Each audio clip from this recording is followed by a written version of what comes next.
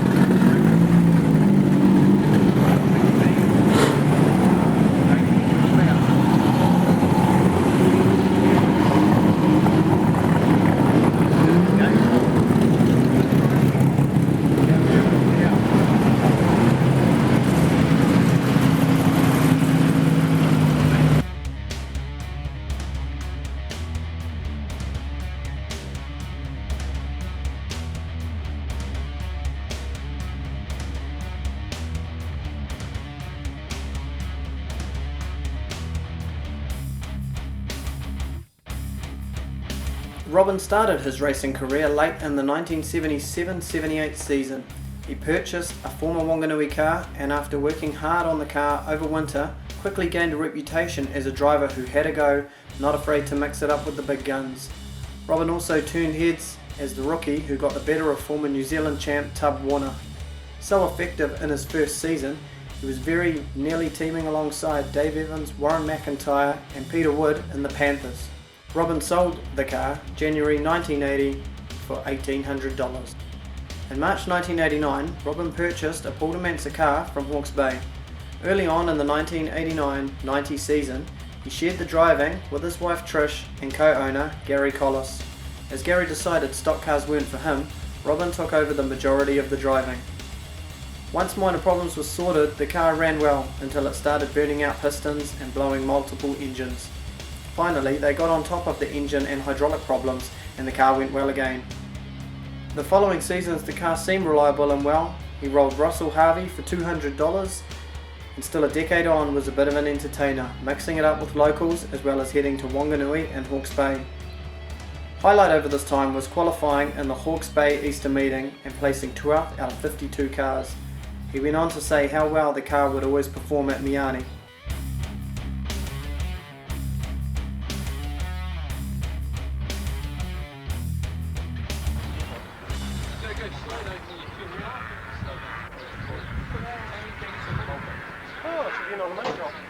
Get the helicopter. International Speedway, let's get things off with a real roar tonight here.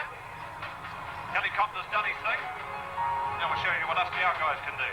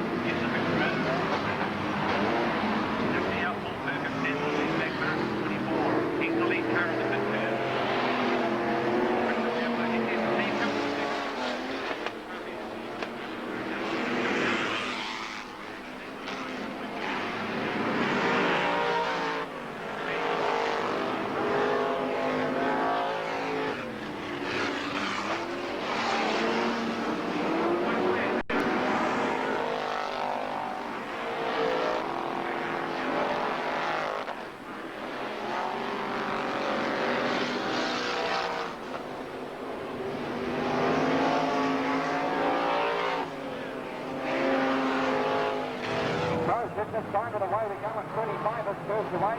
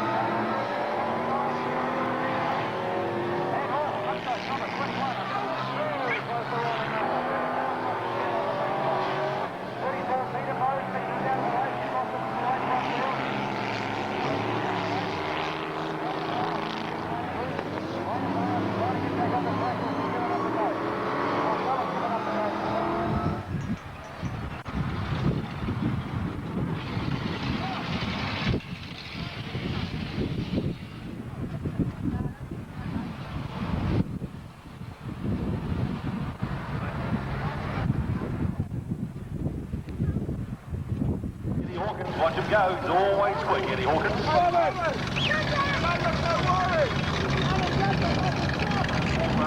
51, starting on the grass, as far as the playing is. Come on down, quick forward. Up. Hopefully one of the... Yeah, here we go.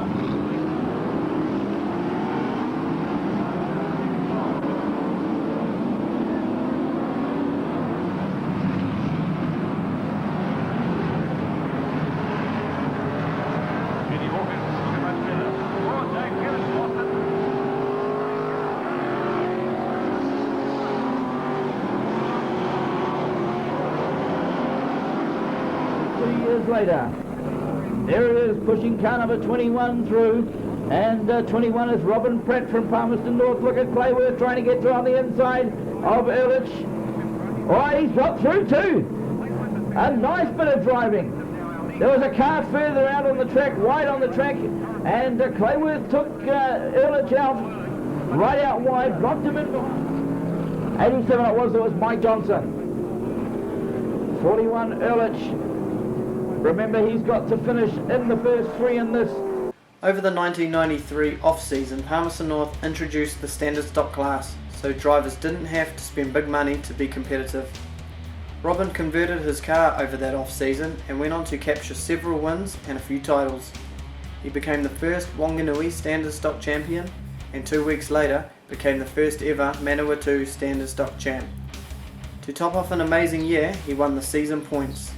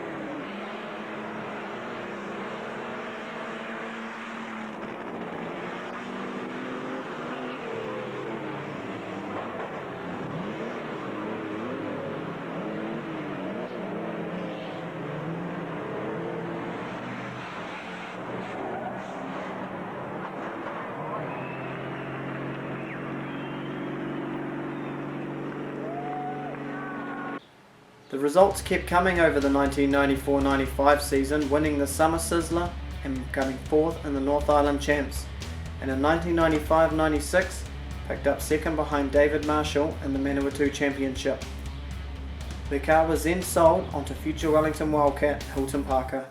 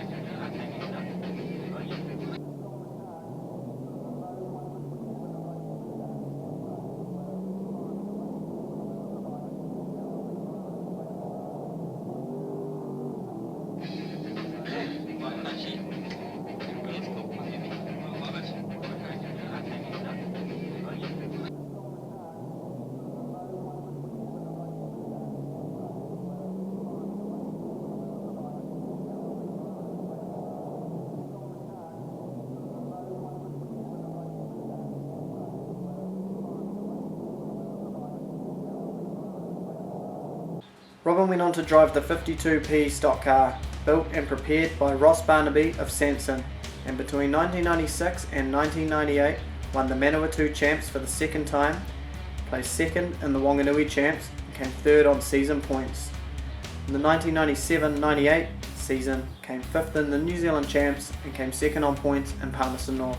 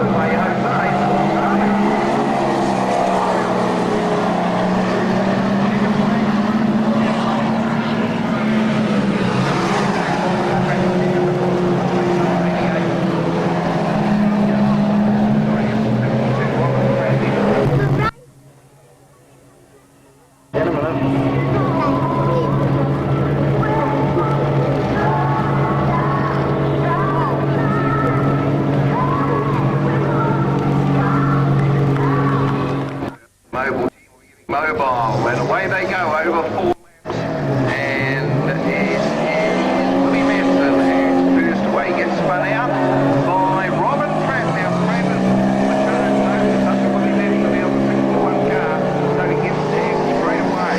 That's going to make fine these sorts of tactics, because Basie coming up against Chris Ash in the run-off for 3rd and 4th. So here we go, round the outside goes Pratt, clean as a whistle, makes the break.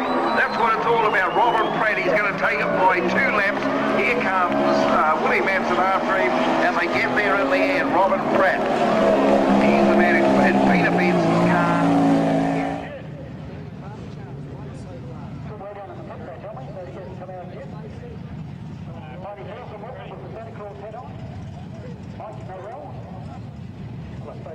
Don't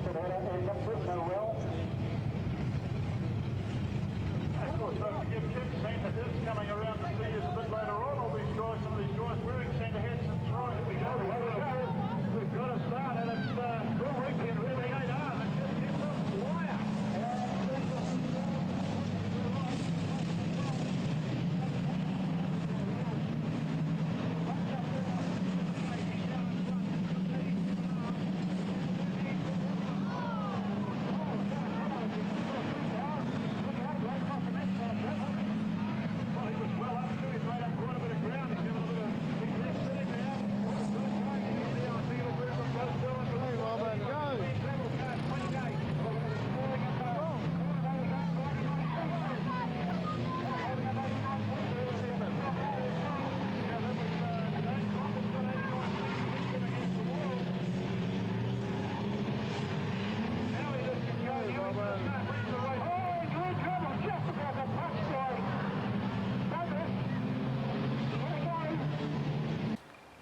His last purchase was a Chris Ash car built by Paul Vasey and said to be one of the fastest cars in the country. The car looked the goods, and for his last full season racing he picked up 4 wins, 10 seconds and 13 top 10s. Placed 3rd in the season points, 5th in the Manawatu 2 Champs, 5th in the North Island Champs, 6th in the Hawke's Bay Champs, and by March of 2000 he was ranked the 12th stock car driver in the country.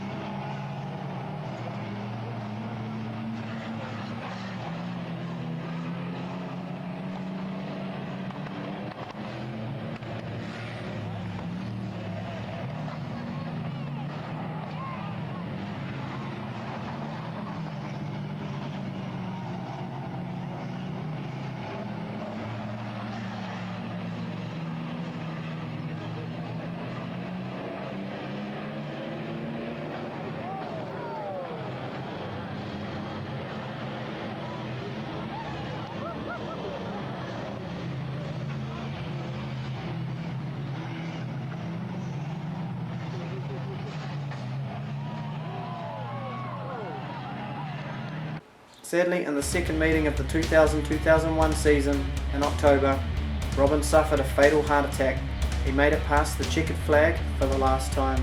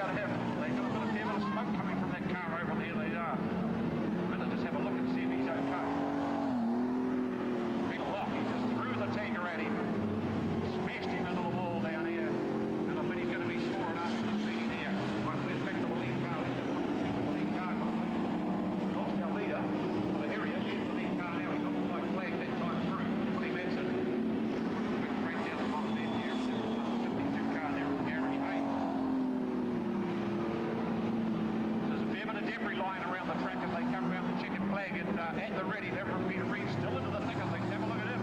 Throwing his car and everything that moves. He lets it get to the checkered flag. Right for Billy.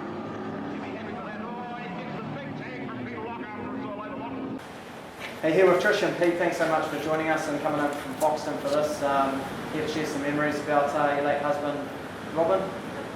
And we have to remember Robin Pratt, well-respected stock car driver over a couple of decades. Sadly left us on a Saturday night back in 2000. Is it important for people to know that he was doing what he loved? Yeah, I think so. It was our life for a long time, and we wouldn't want to go any other way. When he had his first cardiac arrest at the track, then the season finished, and he had another one in the off season, and then he was back racing the start of the next season, and people used to say to me, why did you let him get back in the stock car? Nobody let Robin Pratt do anything. He did exactly what he wanted to. So, he died doing what he loved. He was happy. He wouldn't have been happy sitting on the couch with me saying every 5 minutes, "Are you all right? Are you feeling all right?" So, no, he just was back in there and just loved it. It was our life, and he spent every waking minute on the stock car thinking about it. And so I think when he came around that corner with sort of white flag for the last time, and he would have had a grin on his face. Nice one. Yeah. Beautiful. What does it mean to you to have this meeting in honour of him?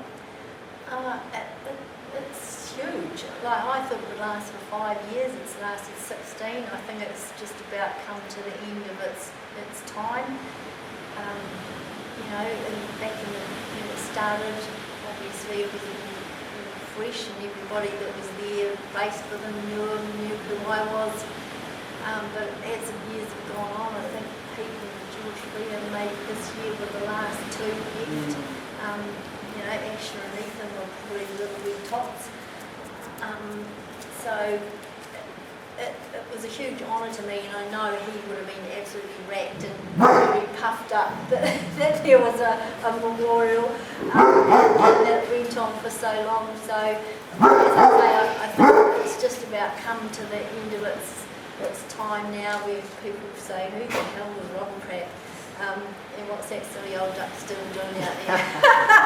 So, a huge honour, and I'm just blown away that it's lasted this long, and that people have strived so hard to win it, and that Pete has won it 7 times, and it's no secret that I'm Pete's biggest fan, and it just makes my day. And to have Asher win it when he did, and Ethan this year second, it was my dream to have a 1, 2, 3 to finish on, and we nearly got there.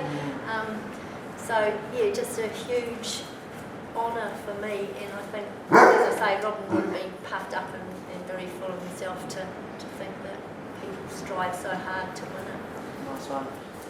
Pete, you were racing in the all-road panel and paint flat chassis that night. You fast forward a year later, you were the first ever winner of that event. Was that a big deal? Yeah. Because Robin was one of those top secret racers that used to tell you what he wanted to tell you. And I realised that years later, but of course I raced with one of the first guys I met in Stockhouse, so it was pretty important. Nice one. You hold the meeting in high regard. You're a 5-time New Zealand champion, but you've won the Robin Pratt 7 times. Just as much of a buzz?